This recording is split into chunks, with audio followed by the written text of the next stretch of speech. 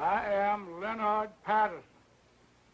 When I was a young man, only 23 years old, I joined the Communist Party. I was a member of the National Executive Committee of the American Young Communist League. In 1930, I was the official communist candidate for election to New York State Assembly. I knew Gus Hall and other top-ranking American communists very well because I trained with them at the Lenin University in Moscow. I joined the party because I honestly thought the communists were trying to help American Negroes.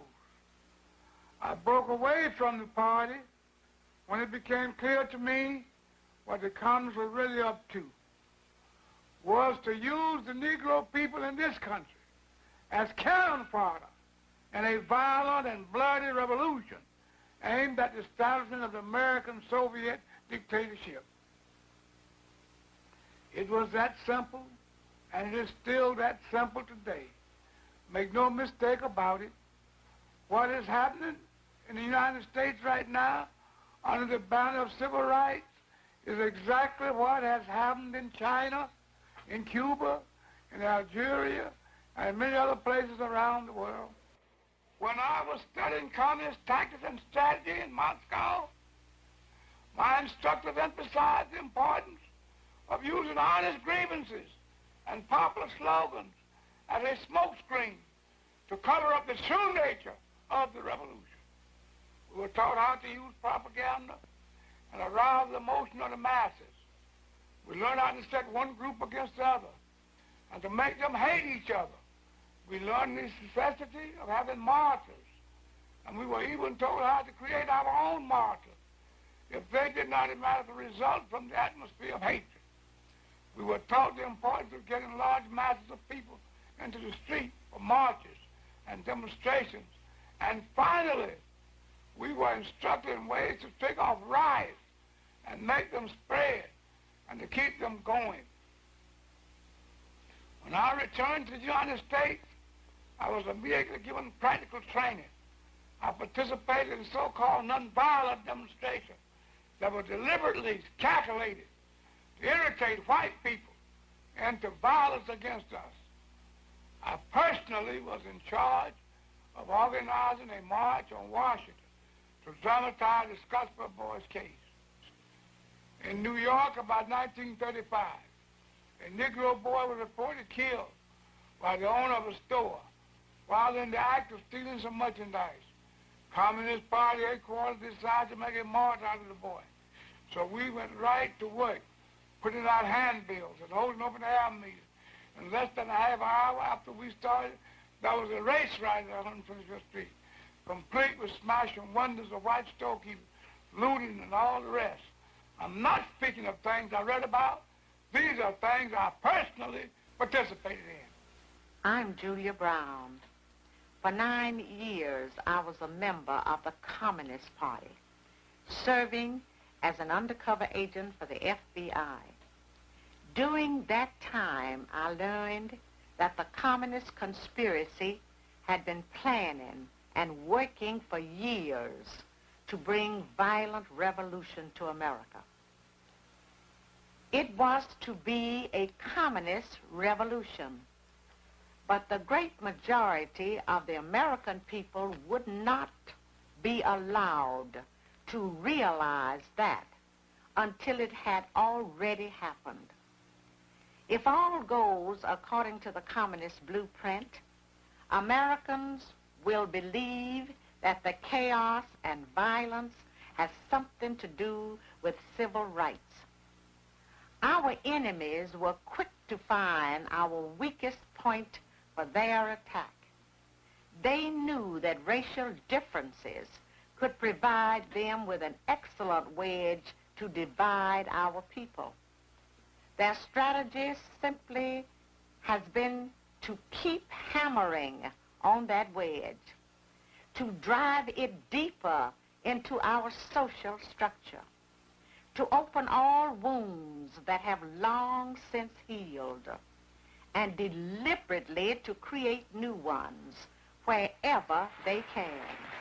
Now, this doesn't mean that there isn't a legitimate need for the advancement of civil rights for many of our Negro citizens.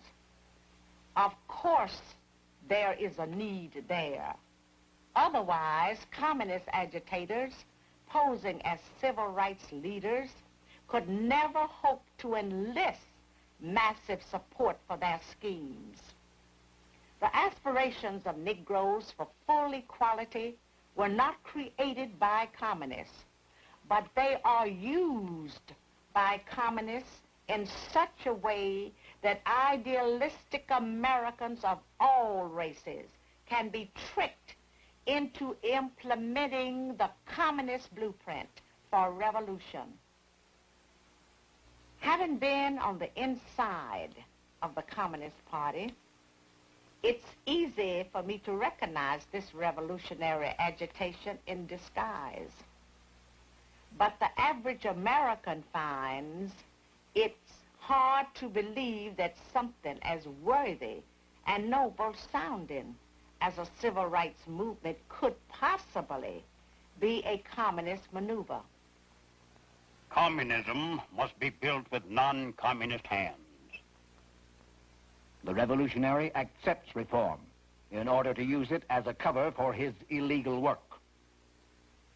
By concealing the true communist objectives behind appealing slogans and pretended humanitarian goals, the conspirators are able to dupe hundreds of uninformed opportunists and misguided idealists into supplying the non-communist hands needed in the overthrow of this republic. We can and must write in a language which sows among the masses hate, revulsion, and scorn toward those who disagree with us. Members and front organizations must continually embarrass, discredit, and degrade our critics. When obstructionists become too irritating, label them as fascist or Nazi or anti-Semitic. Constantly associate those who oppose us with those names which already have a bad smell. The association will, after enough repetition, become fact in the public mind.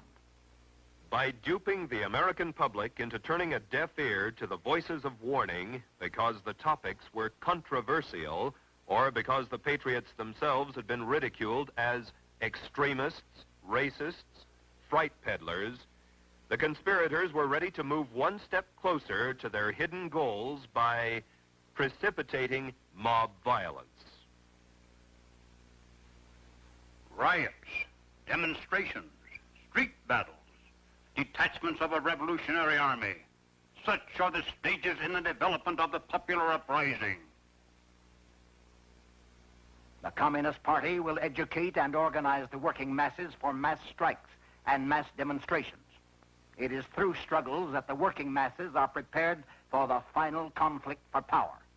As these strikes grow in number and intensity, they acquire political character through unavoidable collision and open combat with the capitalistic state.